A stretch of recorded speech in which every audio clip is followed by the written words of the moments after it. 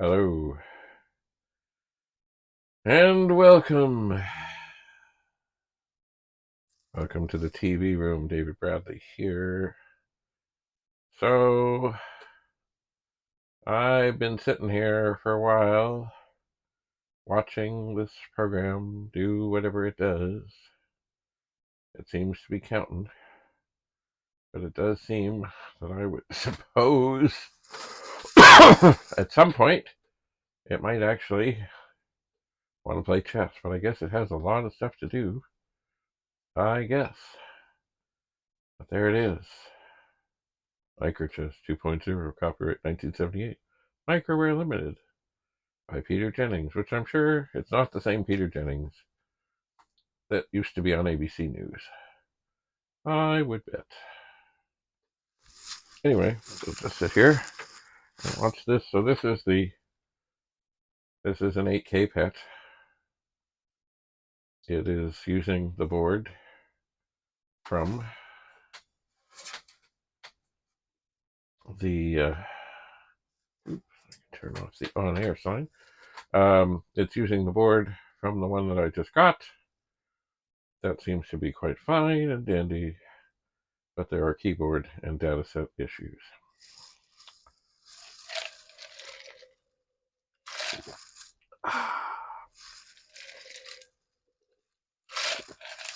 Well, this program is certainly taking a long time, but I know I played this. I think I even recorded playing this, but I guess it just takes a while. It does. So I suppose what I could say right now is, don't forget to come to the World of Commodore or check it out. I don't know if there's going to be a live stream. I think well, it kind of reminds me of a thing a very smart lady once said about languages, and that is, it's better to know one language well than two languages poorly. So if you can't do a good live stream that no one is going to want to watch, then why do it? Better to get something recorded well and with good sound and such, and put it together and have it online later on, than do a live stream that has horrible sound that nobody is going to watch anyway. Because if they can't hear it, well, what's the point? Sound is important. I certainly found that out, because I'm sure a lot of my early videos do not have great sound, and I'm working hard to speak up, because I know I have a tendency to sort of mutter and in the midst of things and fritter and ponder, and then you can't hear what I'm saying, and that's not good. And I know one of my microphones, although not these ones that I've been using, I mean, now before every time I always do a little test, but there's one of them that on the little receiver thing, I have a little mark to show that it works well this way, but not the other way. But I still test them. But that's nothing terrible. I mean, people have been doing sound checks forever, as they should. Make sure the levels are good. Not that I can adjust the level, but just make sure that it's working. I mean, these little microphones, these lav mics, are quite wonderful in that you get your little interface thing, you plug it in the bottom of your phone. Now I'm using an iPhone thing. I'm sure an Android phone is very similar. And then you have the little microphone, and you put it somewhere good, and like I've got it on my shirt collar right now, and you make sure the little green light is on and that it's charged, and away you go. The one I happen to get, it has two microphones, which is good if, say, you're doing an interview with somebody. If you want to hear the questions, you can, and it doesn't sound like one person off in the distance and another person close up. For example, even in that The movie, I remember, Our Man in Tehran, which had Ken Taylor, and he was talking about things. Obviously, the interviewer did not have a microphone because there was a time when the interviewer said something,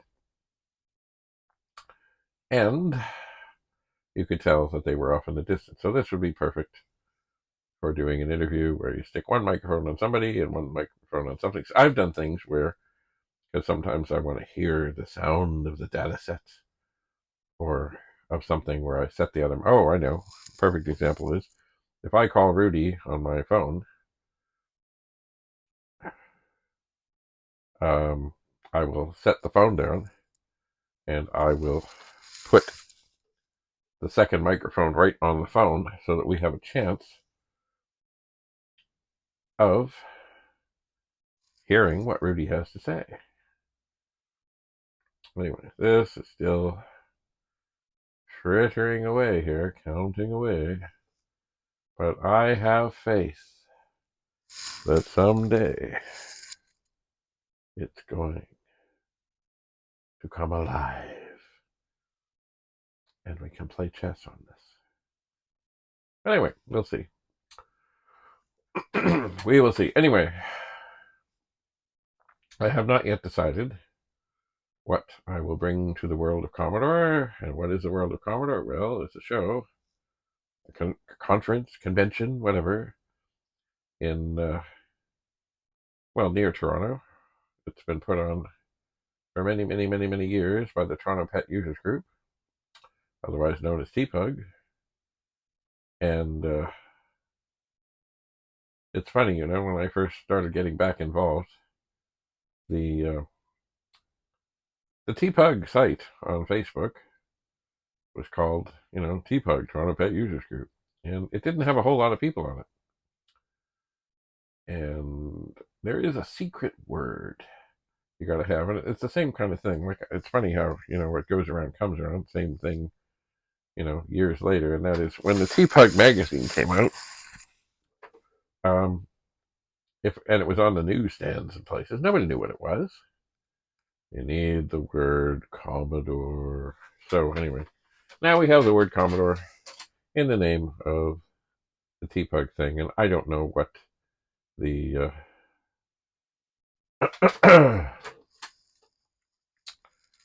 what the membership on there or the people who liked it or joined or whatever is, but I think when I first got on, it was maybe in the vicinity of 150, and I would bet now it's at least doubled, perhaps more than that. Oh, well, let me tell you one thing about having a pet and a data set, and in this case, just the pet. You certainly learn patience. I guess the thing is, maybe it's almost time to just leave this sitting overnight and see if in the morning it's ready to play. Anyway, so the World of Commodore put on by the Toronto Pet Users Group at what's called the Admiral Inn, which is a hotel, and it's near the QEW, Queen Elizabeth Way, which is a highway that runs sort of along Lake Ontario. So is it right in Toronto? No, it's not right in Toronto. It's in Mississauga, but it's pretty handy to get to, and it's always a good time. And there will be, well, I don't know. I would guess perhaps in the vicinity of a couple of hundred people will come. And usually there's a big rush at the beginning. Lots of people. And yes, there will be people who are selling things. There will be people buying things. There's the freebie table where people just plunk things down. And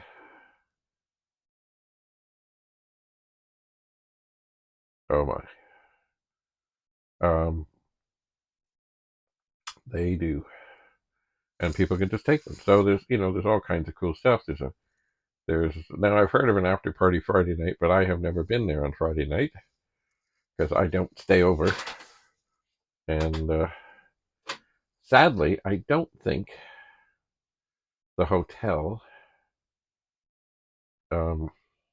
gives any discount to people. I think it's a regular rate. But, I don't know. I haven't stayed.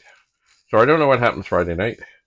But I know on Saturday night there is usually a gathering. People go to Swiss Chalet and hang out and eat and talk. And there's always lots of talking goes on. Lots and lots of talking. Through the day, through the evening, through the night. It is. And it's always interesting to see people well, in my case, that I haven't seen for 40 years. Because there's always somebody shows up. Like last year, Carl Hilden, who was Mr. Transactor, who still is Mr. Transactor, came for the first time in years and hung out for a bit. And of course, new people such as Rudy of Rudy's Retro Info will be there. He'll be selling the last of the pet companion boards that he has, and also doing. He got a super pet some months ago, and it wasn't working, and he struggled with it for a whole long time, but it's now working, and there was no documentation that he could find, so he has created a kind of a manual for how to fix a super pet, and both. No, on super pets there's 2-board and 3-board versions, so there's a manual for each one, and I suspect this manual will grow as more things happen and more people access it and come up with other things and other stuff. So anyway, it's always a good time. It's always a fun time to see things. Maybe there's something you want to get rid of. Maybe there's stuff that you are looking for. Generally speaking, there will be people. I know there's a fellow who was on the TPUG chat thing the other night, where there's this new dual drive 1541, not 1541, 1581. And from what I could see, and I got there a little bit late, from what I could see, there were 2 models. There's just like a 1581, and then there's a dual drive where they're side by side, and then there's a dual drive where they're on top of each other. I have a 1581. That's 3.25 inch disc. 3.25? 3.5? Oh, yeah, 3.5. Anyway, looks pretty fantastic. And also the same fellow, and I don't know if he's coming or not. We're hoping he comes. He also has new and improved, much better power supplies. And as he says, the old power supplies are destined to fail. It's just a matter of time. And just recently, when I was in the midst of testing a computer I just got, the power supply, it was weird. It read 5 okay, but then when I was doing the testing, weird things were happening when I tried to do the diagnostics, and I was seeing a funny wavy pattern on the screen. So I think something is wrong with the 9-volt side. So I grabbed another power supply that I had recently been using when I was testing a whole bunch of machines, but just because I could and it seemed like a fine idea, I plugged it in to the little meter thing I got from Rudy of Rudy's Retro Intel. And instead of reading somewhere in the vicinity of 5 or 5.1 or something of that nature, it was reading 10.5 volts. So I cut the cords off, because that will kill the Commodore 64. Toot sweet. And I don't speak French very often. Alright, so this is just dragging along. I know as soon as I give up, it's going to be ready. I just know it. Well, maybe.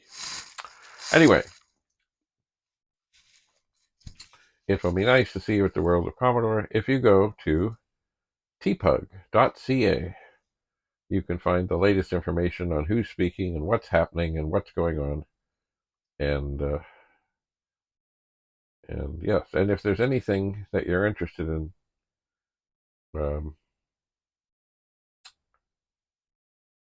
that you think I might have, or that you've seen that I have, or whatever, don't hesitate to drop me a line, because like a lot of people, same as RetroRewind.ca, if you if there's something you are after that they have, they will bring it to the show because they'll be there. And then there's no shipping and no trouble and no customs or import duties or fees or stuff. It's just done. So anyway, retrorewind.ca is their website. TPUG.CA is the TPUG website. And, I bet you, and I don't have it right handy in front of me, if enough people were to reach out to this fellow who made these 1581 dual drive, single drives, power supplies and stuff, if enough people reached out to him, first of all, he might come to the show, and once again, he wouldn't have to ship things. He lives in the United States of America, not in Canada. So it would be a bit of a jaunt, but as I was trying to tell him, it's worth the drive. And certainly, if there's people who are interested in getting some of his stuff, then that would make it, well, I mean, like anything, it's a good advertising thing, even if nothing comes of it. Sure, there will be people afterwards, but still, I'm sure he would like to sell some and make some money on his hard work. I'm sure of it. Anyway, all right. Well, I think I've had enough of this. I think I have. So I'm just going to let this sit. And I'm going to charge up the microphones, take the phone downstairs, copy some files. Funny, I had a weird thing happen when I was copying files before. Files, typically, when you save them, they come up, in the order, the number of stuff that you do. And I copied a bunch of files over, and it was not that way. It was like, wait a second, there was a video where I took the screws out. Where'd that go? Anyway, so, and these kind of things baffle me sometimes, where I sit down and go, oh, okay, what have I done? So I have to very carefully go through when I'm on the ball and get them in the right order and see what's what and get them up on time in a timely fashion. You can see what's going on with all that I'm up to and all that I tinker with. Indeed. Anyway, I think I've had enough of this for now. So, yes, time to charge the microphones, time to copy things off the phone, time to upload, and perhaps soon it will be time to go to sleep. So, thanks for coming. I really wish this had come alive. If it does come alive in the next little bit, perhaps I will see about recording the chess game. Perhaps I will. Anyway, have a lovely day. See you at the World of Commodore. If you have any questions, don't hesitate to ask when you're on TPUG.CA. If you ask me anything, I will answer the best I can. And if I don't know, I will direct you to somebody that knows. I will. And if I didn't mention this, Rudy of Rudy's Retro Intel is, yes, he will have some pet companions there. He's also going to be doing a demonstration on Sunday at 11 a.m. of all that he went through in his Super Pet saga.